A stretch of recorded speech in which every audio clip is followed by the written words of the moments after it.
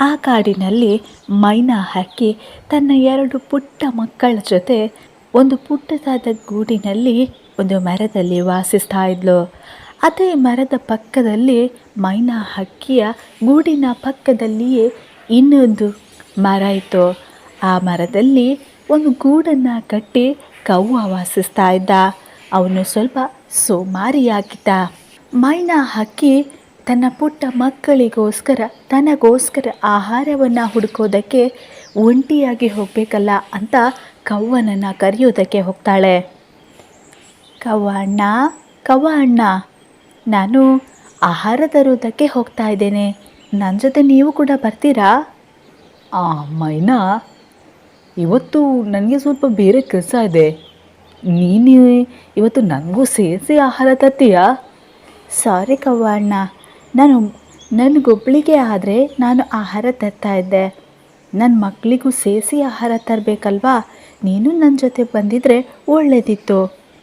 ಅದಕ್ಕೆ ಕವ್ವ ಮತ್ತೆ ಹೇಳ್ತಾನೆ, ಸಾರಿ ಮೈನಾ, ನಾನಿವತ್ತು ಬರೋ ಮೂಡಲ್ಲಿಲ್ಲ ಅಂತ ಹೇಳಿ ಮಲ್ಕೊಂಡು ಬಿಡ್ತಾನೆ. ಮೈನಾ ಒಬ್ಬಳೇ ಆಹಾರ ತರೋದಕ್ಕೆ ಹೋಗ್ತಾಳೆ. ಅವಳು ಆಹಾರ ಹುಡುಕ್ಲಿಕ್ಕೆ ಹೋದ ಜಾಗದಲ್ಲಿ ಅವಳಿಗೆ ಒಂದು ಕಡೆ ರಾಗಿ ಸಿಗ್ತದೆ. ಅವಳು ಅದನ್ನು ನೋಡಿ ಅನ್ಕೋತಾಳೆ, ನಾನು ಕೂಡ ರಾಗಿ ಬೆಳೆಯನ್ನು ಮಾಡಿದರೆ ಈ ಥರ ಆಹಾರ ಹುಡುಕೋ ಸಮಸ್ಯೆ ಇರೋದಿಲ್ಲ. ಇದಕ್ಕೆ ನಾನು ಕವ್ವನನ್ನು ಕೂಡ ಸೇರಿಸ್ಕೊಂಡು ಇದಕ್ಕೆ ನಾನು ಕವ್ವನ ಸಹಾಯವನ್ನು ಕೂಡ ಪಡಿತೇನೆ ಅಂತ ಮೈನಾ ಆ ರಾಗಿಯನ್ನು ಹಿಡ್ಕೊಂಡು ತನ್ನ ಗೂಡಿಗೆ ಹೋಗ್ತಾಳೆ. ಕವ್ವನ ಹತ್ತಿರ ಹೋಗಿ ಕವ್ವನ ಹತ್ರ ಹೇಳ್ತಾಳೆ, ಕವ್ವ ಅಣ್ಣ, ನನ್ನ ಹತ್ರ ಸ್ವಲ್ಪ ರಾಗಿ ಇದೆ, ರಾಗಿ ಬೆಳೆ ಮಾಡೋಣವಾ ಅಂತ ಕೇಳ್ತಾಳೆ. ಅದಕ್ಕೆ ಕವ್ವ ಹೇಳ್ತಾನೆ, ಇಲ್ಲ ಮೈನಾ, ಅದೆಲ್ಲ ಕೆಲಸ ಆಗಲ್ಲ, ಅದಕ್ಕೆಲ್ಲ ತುಂಬ ಕಷ್ಟಪಡಬೇಕು, ನನಗಂತೂ ಆಗಲ್ಲ, ನೀನು ಸುಮ್ಮನೆ ಹೋಗು ಅಂತ ಹೇಳ್ತಾನೆ. ಅದಕ್ಕೆ ಮೈನಾ ಒಬ್ಬಳೇ ಕಷ್ಟಪಟ್ಟು ತನ್ನ ಪುಟ್ಟ 2 ಮಕ್ಕಳ ಜೊತೆ ರಾಗಿ ಬೆಳೆಯನ್ನು ಪ್ರಾರಂಭಿಸ್ತಾಳೆ. ರಾಗಿ ಬೆಳೆದು ಅವಳ ಮತ್ತು ಅವಳ ಪುಟ್ಟ ಮಕ್ಕಳ ಪರಿಶ್ರಮಕ್ಕೆ ರಾಗಿ ಬೆಳೆದು ತೆನೆ ಕೊಯ್ಯೋ ಸಮಯ ಬಂದೇ ಬಿಡ್ತು. ಇನ್ನು ರಾಗಿ ಕೊಯ್ಯೋದಕ್ಕೆ ಮೈನಾ ಕವ್ವನ ಸಹಾಯವನ್ನು ಪಡಿತಾನೆ ಅಂತ ಕವ್ವನ ಹತ್ರ ಮತ್ತೆ ಸಹಾಯವನ್ನು ಕೇಳ್ತಾಳೆ. ಕವ್ವ ಅಣ್ಣ, ನಾನು ರಾಗಿ ಬೆಳೆ ಬಿತ್ತಿದ್ದೇನೆ, ಆದರೆ ಇವಾಗ ಅದು ಕಟಾವಿಗೆ ಸಮಯಕ್ಕೆ ಬಂದಿದೆ, ನನಗೆ ನಿನ್ನ ಸಹಾಯದ ಅಗತ್ಯ ಇದೆ. ಅದಕ್ಕೆ ಕವ್ವ ಮತ್ತೆ ಹೇಳ್ತಾನೆ, ಇಲ್ಲ, ನನಗಂತೂ ಯಾವ ಕೆಲಸನೂ ಆಗಲ್ಲ, ನೀನು ಸುಮ್ಮನೆ ನನಗೆ ತೊಂದರೆ ಕೊಡ್ತಾ ಇದೀಯಾ ಮೈನಾ, ಹೋಗು ನೀನು ಇಲ್ಲಿಂದ ಅಂತ ಮೈನಾಳನ್ನು ಅಲ್ಲಿಂದ ಓಡಿಸಿಬಿಡ್ತಾನೆ. ಮೈನಾ ತನ್ನ ಪುಟ್ಟ 2 ಮಕ್ಕಳ ಜೊತೆ ಮತ್ತೆ ರಾಗಿ ಕೊಯ್ಯೋ ಕೆಲಸವನ್ನು ಆರಂಭಿಸ್ತಾಳೆ. ರಾಗಿನೂ ಕೊಯ್ತಾಳೆ. ಈಗ ಮೈನಾ ಹಕ್ಕಿಗೆ ನೆಮ್ಮದಿಯಾಗಿತ್ತು.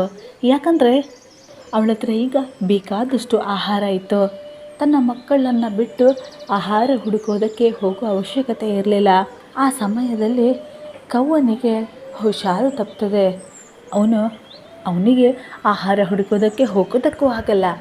ಅವನು ಬೇರೆ ದಾರಿ ಕಾಣದೆ ಮೈನಾ ಹಕ್ಕಿ ಹತ್ತಿರ ಬಂದು ಆಹಾರವನ್ನು ಕೇಳ್ತಾನೆ. ಅದಕ್ಕೆ ಮೈನಾ ಹೇಳ್ತಾಳೆ, ಇಲ್ಲ ಕವ್ವ ಅಣ್ಣ, ನಾನು ನಿನಗೆ ಆಹಾರ ಕೊಡಲ್ಲ. ನಾನು ಆವತ್ತು ಹೇಳಿದ್ದನ್ನ ನೀನು ನನ್ನ ಜೊತೆ ಸಹಾಯಕ್ಕೆ ಬಂದಿದ್ದರೆ ಇವತ್ತು ನಿನಗೆ ಈ ಥರದ ಪರಿಸ್ಥಿತಿ ಬರ್ತಾ ಇರಲಿಲ್ಲ. ಆವಾಗ ಕವ್ವನಿಗೆ ತನ್ನ ತಪ್ಪಿನ ಅರಿವಾಗ್ತದೆ. ಅವನು ಹೇಳ್ತಾನೆ, ಹೌದು, ಸಾರಿ ಮೈನಾ, ನಿನ್ನ ಜೊತೆ ನಾನು ಬಂದಿದ್ದಿದ್ರೆ ಇವತ್ತು ನನಗೆ ಈ ಥರ ಬೇಡೋ ಪರಿಸ್ಥಿತಿ ಬರ್ತಾ ಇರಲಿಲ್ಲ, ದಯವಿಟ್ಟು ಸ್ವಲ್ಪ ಆಹಾರನ ಕೊಡ್ತೀಯಾ ಅಂತ ಕೇಳ್ತಾನೆ. ಮೈನಾಳಿಗೆ ಕವ್ವನನ್ನು ಕಂಡು ಪಾಪ ಅನ್ನಿಸಿ ರಾಗಿಯನ್ನು ಕೊಡ್ತಾಳೆ.